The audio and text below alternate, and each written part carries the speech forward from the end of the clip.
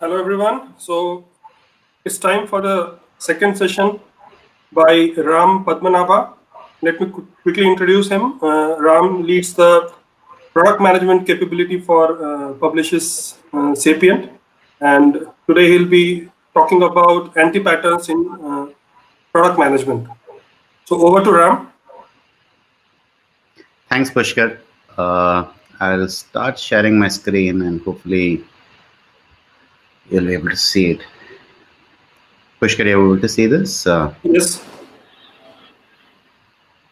So All thanks, good. again, Pushkar and Arijit for inviting me here. And usually it is difficult to start a session in the afternoon, when people are sleepy, and especially if you're following Snowden, who did a fabulous job just before me. I think my job is that much more difficult. So my topic today is anti patterns in product management, and let's dig deep in. Quickly, you heard Pushkar introduce me. So I lead product management for Publicis Sapient. So we have about 300 plus consultants across strategy, product, and knowledge in my team. I'm also a practitioner. I get hands-on, and most recently, I was actually working with McDonald's on their data-driven personalization engagement. And lastly, the way I introduce myself is always a student. So the way I met Arijit and Pushkar is at the Scrum at Scale training a few years back. I'm also a SAF SPC, and that's how I describe myself, and a lifelong learner. And hopefully, at the end of this session today, I'll also hope to learn from your questions. So before we go into the definition of what anti-patterns are and all of that, right? Like generally there is a misconception that anti-patterns are always bad, right? So there is a negative sentiment, even this way Scrum Guide describes it, that anti-patterns are wrong, right? But one thing, right, as you will hear me talk about a lot of stories today, as we go through all these stories, do always think that only when you break established patterns that you actually get creativity, right? That's when you get innovative solutions. And so that way, patterns and established patterns, breaking patterns, and anti patterns, they're all a continuum, right? As long as we keep that in mind when we go through this session, you'll be fine. Because if you just search the internet, thousands of anti patterns for everything here and there, right? But as just Snowden was talking about the culture, right? You can't say that I'll have a great culture for the organization. So similarly, you can't say that in my organization I'll make sure that whatever Ram says, I will make sure my PO will not do all those anti patterns, right? It doesn't work that way, right? So in your context, in your organization, what your product owner or product manager might be doing might be actually right? It might he or she might be actually breaking molds. So go with it and figure out what it is all about. So today, what I'll do is I'll cover three types of anti-patterns in product management. One is around sprint and sprint cycles. Second is around skills of a PO. And third is around what success looks like. Okay. So three broad areas: sprint, skills, and success. Let's go deeper into sprints. So Scrum Guide tells us that the sprint is at the heart of the Scrum, right? It's at the core of the Scrum. And for a typical product person or a Scrum Master or a developer or engineer, there are many anti patterns. Typically, you watch out for during a typical, say, 1 or 2 week sprint cycles, right? So typically all through whether it's planning, daily stand-up, review, or retro. One of the major things I've seen is when a PO is stretched too thin, right? A PO is one PO suddenly leaves the organization, and a PO is given charge of a next Scrum team. Okay. And suddenly the management realizes that, hey, nothing is wrong, right? This PO, she was handling one team earlier, now she's handling 3 teams. It's all fine, right? Let's continue with that. And that kind of is definitely an anti-pattern, right? And also someone who is continuing through the entire process with the teams. So let's go into each of these four stages, right, within planning, DSU, review, and retro, and see what other anti-patterns are out there. So typically during sprint planning, right, this is when the teams are coming together. A PO is expected to get the backlog sorted and come into the meeting with a prioritized order, right? And you would see that, like, even a very very basic expectation of a product owner, right, and which is what, like, typically in a job interview will ask, right, like, hey, what are the key responsibilities of a PO? Even that sometimes is missed by the PO for various reasons. And sometimes the PO is also under the assumption that I can come into the meeting and start dictating my way around, right? And that's the second one, big one out there, where the PO is now messing around with the team's planning, right? Once the backlog is prioritized and the PO hands it over to the team, now it's the team's responsibility to pull that job and figure out how they deliver it within that sprint, right? The needless meddling by the PO is actually not going to help the Scrum at all. During the DSU, okay, so I know a client, and this is like a pretty large retail client. A lot of times this product owner is not even present during the daily stand-up. Okay, typical reasons are too busy, I had a meeting with the marketing team and all of that, or this is like a waste of time, the developers are just talking about what they're going to do for the day. What will I do there, right? So product owner has to be there. He or she has to be clarifying questions, clarifying doubts, looking at where is someone stuck, right? And if there is a meet after the DSU, staying back for that meet after as well, so that the developers queries are handled. And the other thing is, like, suppose this absconding PO, say, joins once a week. The PO suddenly starts changing tasks around the team, around the developer, saying, hey, why are you doing this? Why can't you do this? This is higher priority and all of that, right? Again, like, the principles of Scrum and all of that, what a PO has to watch out for, that now the stories and the tasks are with the team, and he has to trust the team to do the right thing for the sprint. Review, right? One of the biggest things I see, right, and I've been observing this for many years now, is that the somehow the product owner actually thinks it is not her job to do the storytelling, and hands over the work to either the QA person on the engagement, if you have a QA, or sometimes even the Scrum Master is doing it, right? The best way, right, and to elicit more participation in the review, to actually do a storytelling of, hey, this was the vision, this is what the reason why we did the story, and this is what we have been able to achieve, is a job which PO has to do. For a very large automotive manufacturer, we had, like, 18 product owners on the team, right? All of the team was based in London, and the automotive rollouts were happening globally, right? And we would have, like, say, country-based requirements which you would get rolled out. We'll have platform-based stories which would get rolled out. Sometimes we'll have text stories also. And we saw a dramatic difference in the attendance, in the way we got response, once we gave the responsibility for these 18 POs to do all the Scrum reviews. So definitely make sure that POs are doing the storytelling and are anchoring the review, right? And the other thing about by the time you come to the review, right, like, one of the things what happens is, during the, say, you have a 2-week sprint cycle, and say, suppose there was a story which was done in the, say, first 3 days of the sprint, the PO doesn't accept it, right? The PO says that, hey, I will accept it during the sprint review time. It's actually like, what the PO is doing is creating a queue, right? As within a sprint, if a story is ready, the PO has to accept it then and there.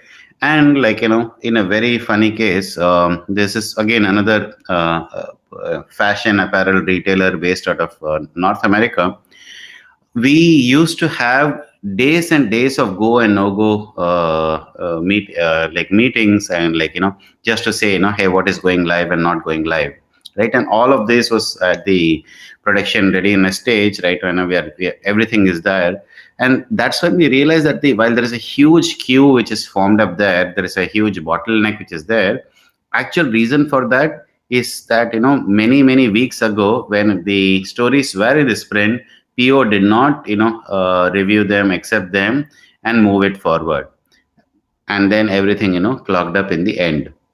So when POs don't accept it in time, right? So you shouldn't not even wait for the review to happen. You should, accept it even before, but definitely, accept it within the sprint cycle.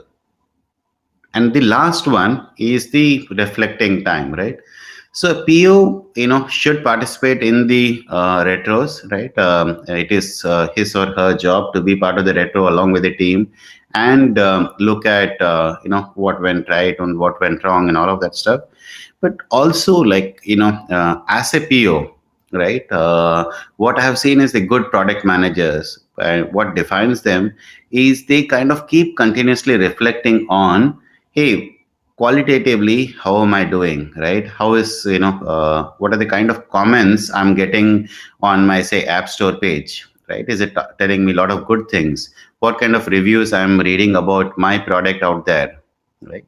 And quantitative as well, right? Like, for every feature, am I meeting my leading indicators, right? Whichever I had set up, or some of the lagging indicators, am I able to collect metrics and revenue metrics around them and do it? So, and again, like, a good practice here for the PO in, from an openness and transparency perspective would be to share all of these reflections in the retro as well, so that not only the PO is reflecting, but he is voicing his opinion in the retro.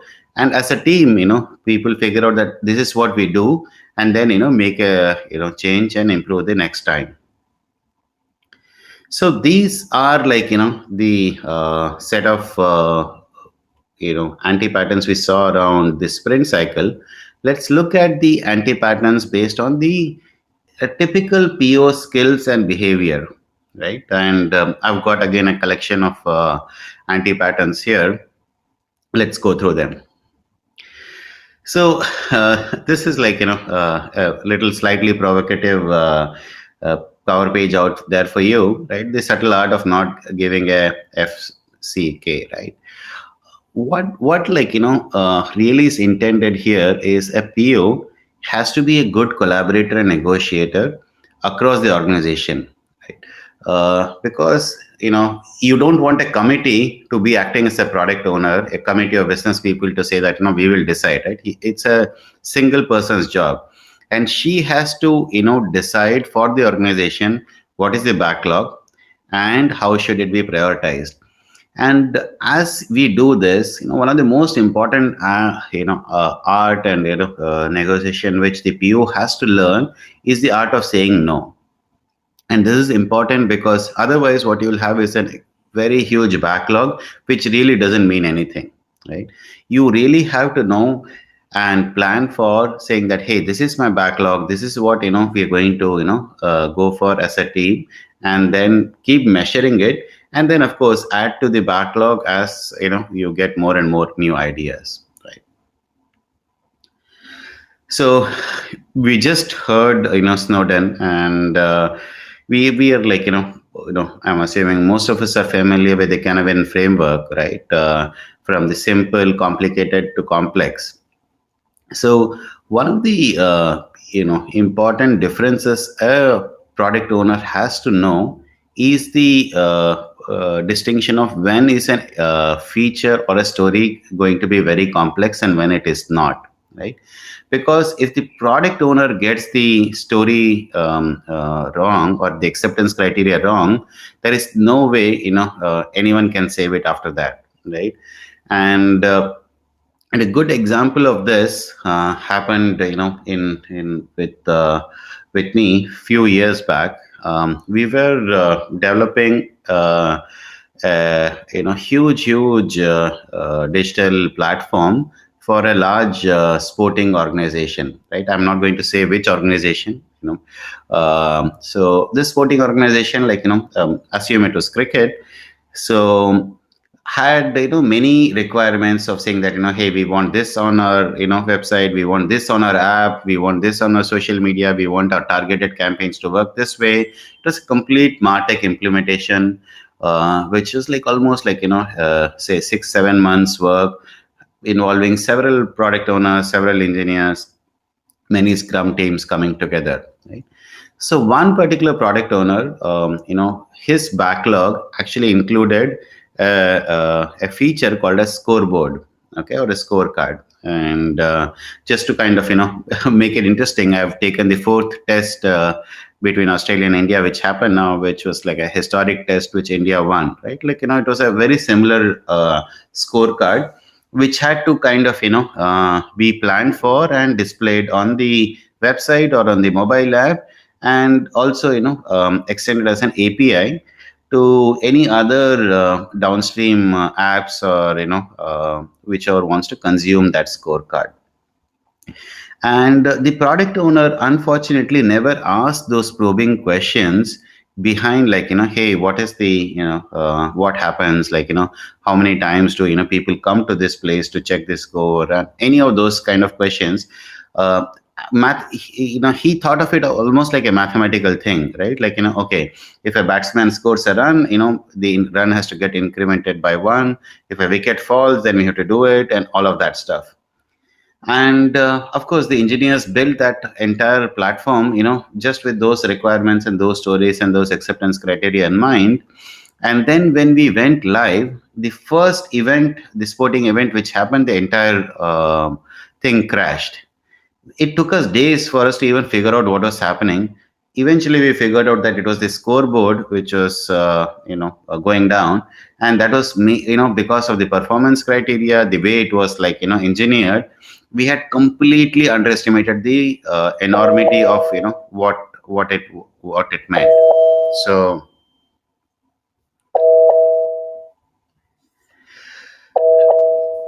Sorry, what is happening? Okay, I don't know. I was hearing some sound. Let me start again. Okay, the next point around skills and behavior is that to know that every PO has an origin story, right? Just as every superhero has an origin story, every PO has an origin story. And typically, if you have become a product owner or a product manager, you would have come there around through 4 different paths, right? One of the straightforward paths is you would have been a business analyst in a waterfall era, and then as Agile and Scrum gained popularity, you became a product owner, right? Or the second one, which is again very straightforward, is you were the business sponsor or the business executive, and now you become a product owner. The third one, which is again in a tech-led company, what happens is the engineer who is asking a lot of questions, who has a good understanding of business, she becomes the product owner. And finally, in a company like say Airbnb and all, we have seen examples where a designer or an experienced person can become a product owner, right? So you have 4 kinds of product owners which have all become a product owner, but with very, very different origin stories, with very, very different backgrounds. And what we don't want is a civil war happening in the organization because of who you were in your past life, right? A good example of this, was happening in a very large banking customer of mine, where the product owner used to be an engineer. And what he would do is, even when the stories are being discussed, much before sprint planning as well, he would in his own mind estimated, saying, yeah, this can be done, this cannot be done, this will take so many days, this is how we should do it, this is a JavaScript work and all of that stuff. And then he will come and tell the team that, okay, do this in 3 days, do this in 4 days. So the whole teams used to hate him. Any Scrum team which should have to work with this PO, they would just hate him. it kind of went on to such an extent that this PO actually had an open fight with the enterprise architect from the bank in a very large meeting, saying and they were actually arguing about a very deep text subject, right? And obviously, it didn't end well, right? And I'll keep the suspense. But one of the persons, between the enterprise architect and the PO, had to leave the organization because it was just becoming unsustainable for the working relationship to be there. So main lesson here is to be mindful for the background you bring to the table, right? Leverage them, right? Like, obviously if you come from an engineering background, make use of all the things, but then still act as a product owner during all the scenarios, whether it's like at the time of initial estimation to all the time when a feature is going live. So typically, like, what we say is like, keep balancing this, whether it's engineering, experience, or business, and, be mindful that, you are balancing all these three, irrespective of what your origin story was. And the other, important thing here, and especially if you come from an engineering background, or even like you kind of had a business analyst kind of a role before, is to know that not every change is a coding change, right? This is like, again, like a huge anti-pattern you see, where PO would think that, okay, hey, this is a important thing for us to do, and that's okay, we'll go ahead and do it this way, right? A product owner has to stretch and understand the issue completely. And in a very large French company, for example, we realized that by changing some policies, we actually can get the job done. We don't even have to get into the coding change at all. So realize that not every change is a coding change. And as the friend stage, right? Friend stage is your restaurant, your experience layer, and all of that. You don't have to go into the kitchen every time, right? Like the experience, for example, sometimes can be improved just by switching on music, right? Or just by say having the right temperature for the air conditioner. The last one is the anti-patterns based on success measures, right? And let's again see what success means for a product owner first, right? What does success look like for a PO? So this is a typical graph. So you have time on the x-axis, and on the y-axis you have the product performance, right? And the line below, the curve below, is your product's current performance. And typically, if you're a good product owner, you would be constantly getting customer surveys done. You'd be doing focus groups. You'll be looking at what your competition is doing. You'll be looking at the regulatory world and all of that. And there is always a gap between what there is an expectation and what is the current performance, right? And typically, if you ask the PO, hey, so you have like 80 problems which have to be solved, how many of them should you solve? And the typical PO's answer would be, yes, I want to solve all the 80 problems, right? Because in the PO's mind, that's what success looks like. Unfortunately, the answer actually lies in creating a differentiation, right? Looking at the opportunity and creating that. Because typically, a huge anti-pattern for a PO, and this is where, like, when you're too deep in the execution, just looking at every 2-week sprint and all of that, you actually miss out on the differentiation opportunity, right? You don't see that backlog is actually a source for you to differentiate your product in the marketplace vis-a-vis not just what your customers want, but also vis-a-vis the competition and everyone else out there. So this is like the differentiation opportunity which a PO has, right? So this is going to be my last example before I end this and take your questions.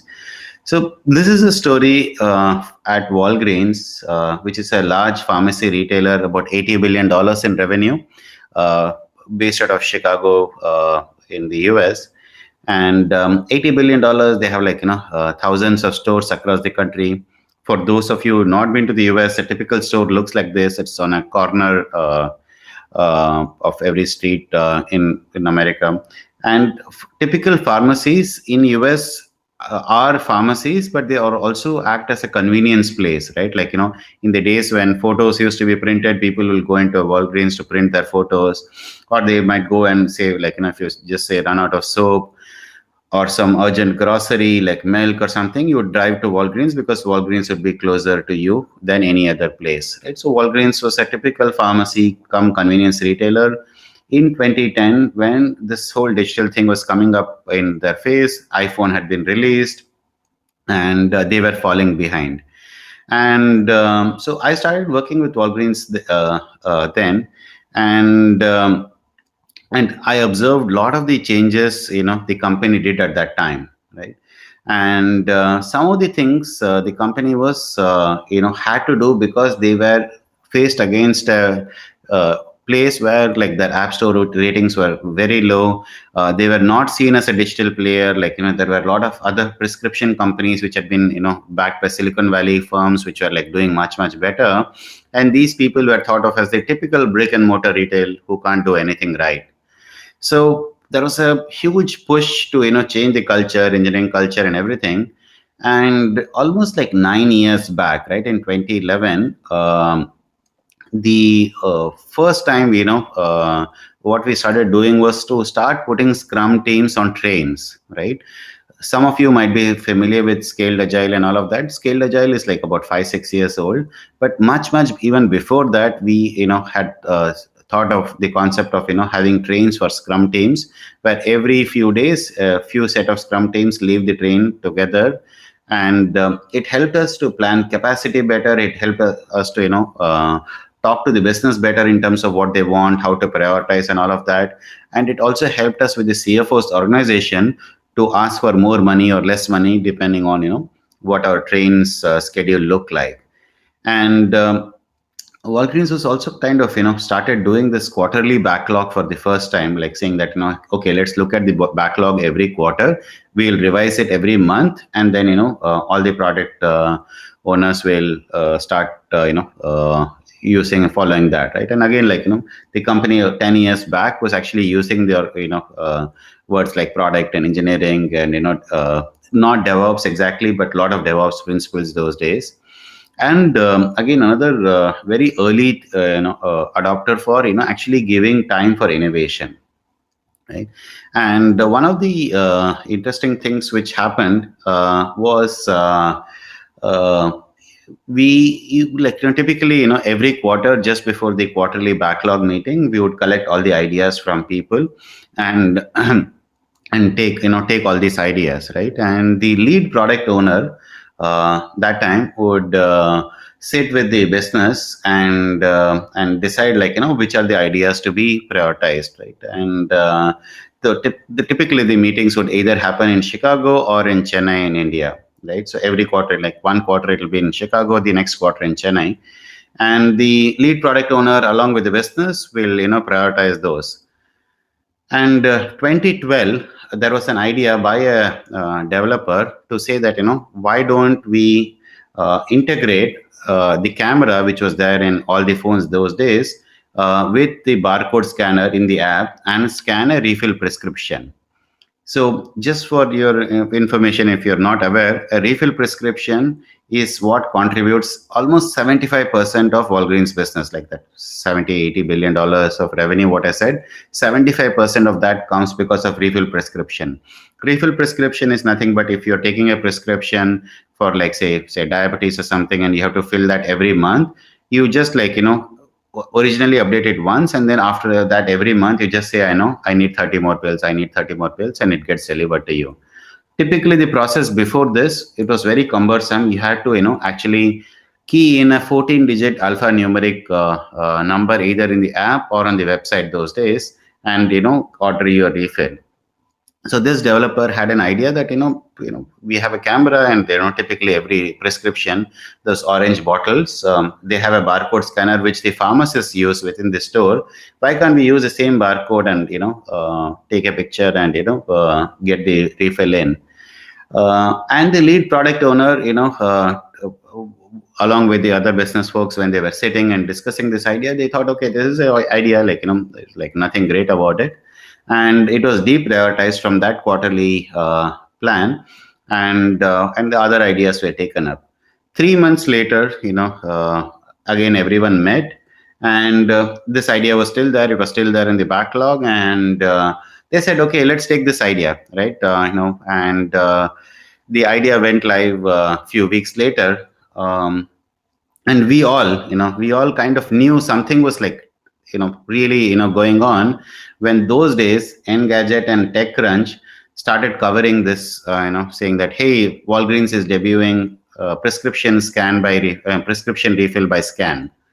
And like, wow, we thought, how is like, Engadget interested in this news, right? And so it looked like, then CMO kind of got into the act, and the PR department got into an act saying that, okay, this idea seems to have a good thing. So then they went all out. I think Wall Street Journal and others also eventually covered it. But what was the most interesting thing was 3 months later, when we were sitting and looking at the numbers, 25% of all the refill prescriptions which Walgreens does was coming through the app and coming through the barcode scanner, right? 25%. It had such a huge impact that, the chief digital officer at that time, she was, invited by the CEO, saying that, you actually revolutionized something which we never thought was possible, right? And the funny thing was, this idea, it came from a developer in Chennai who had never been to US. He had never, seen how the pharmacy in US works, how complicated it is, or whatever. He didn't have an idea about the culture, about Americans, anything, right?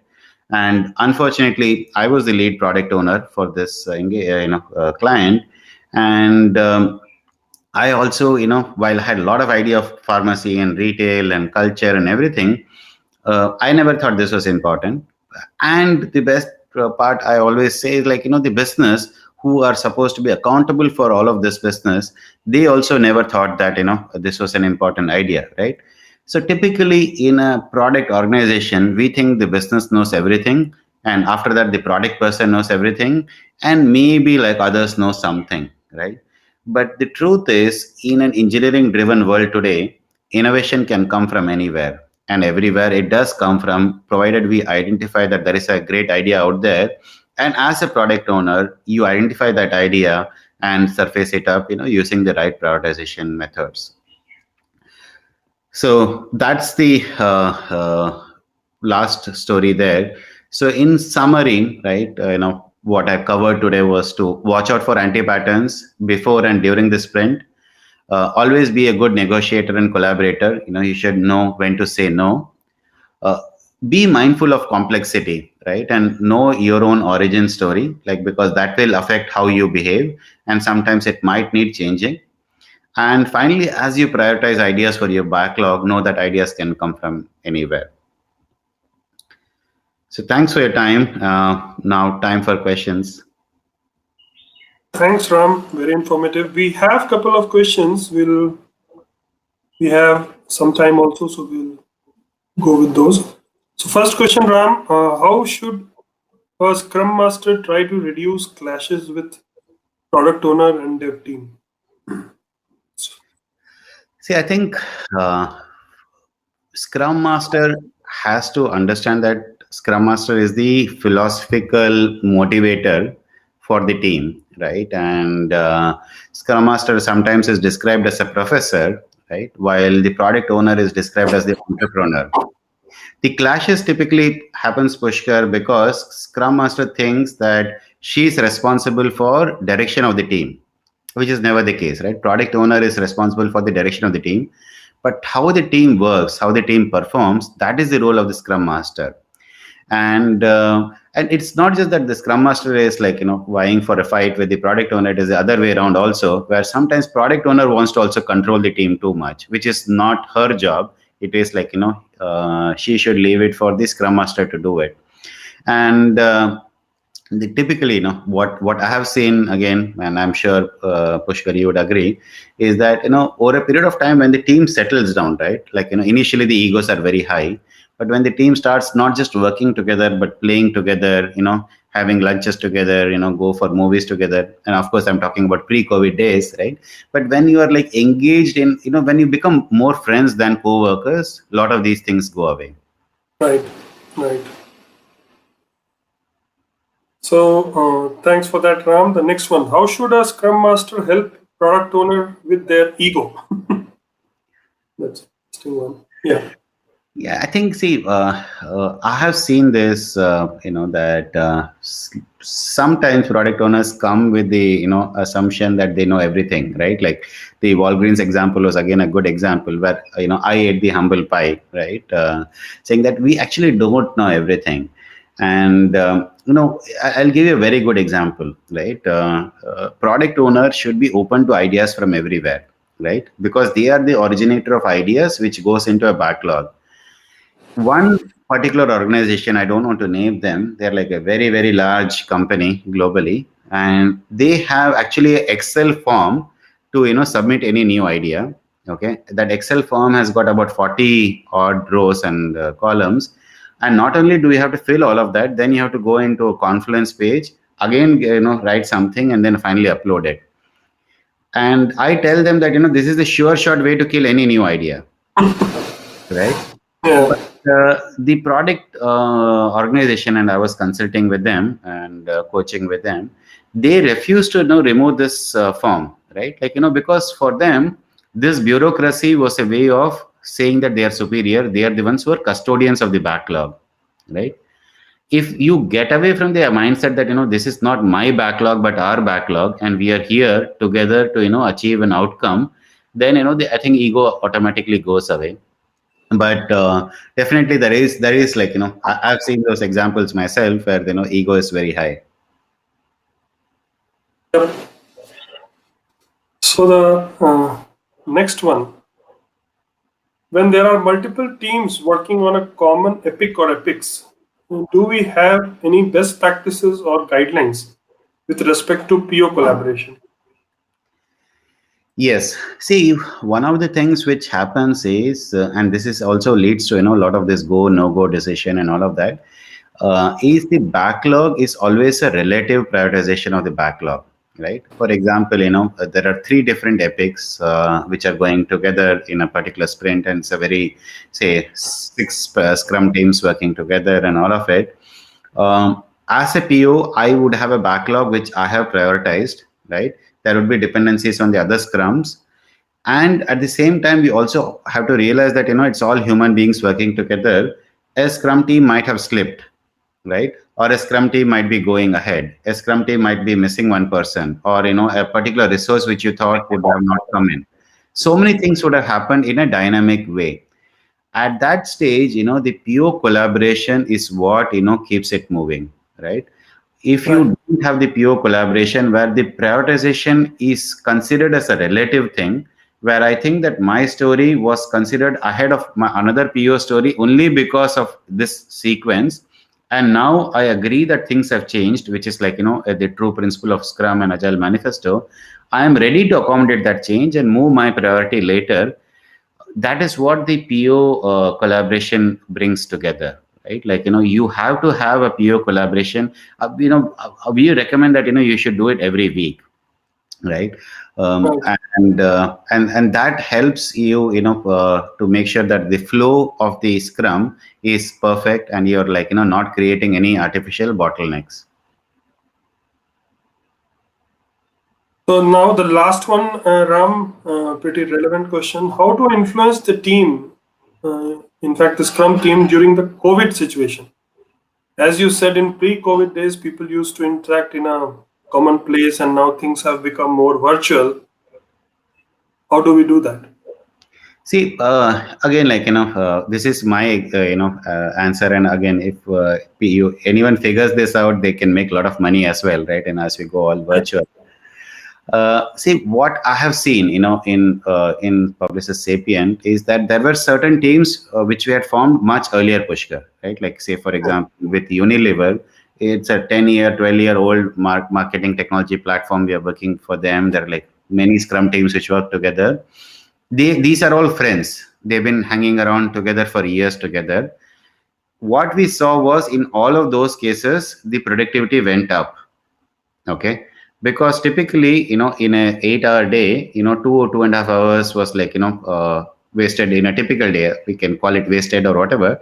But now with the commute time saved and, back to back calls and everything, we saw the productivity actually going up for such teams. And these That's are true. teams where, like, for example, Anshuman is, on vacation.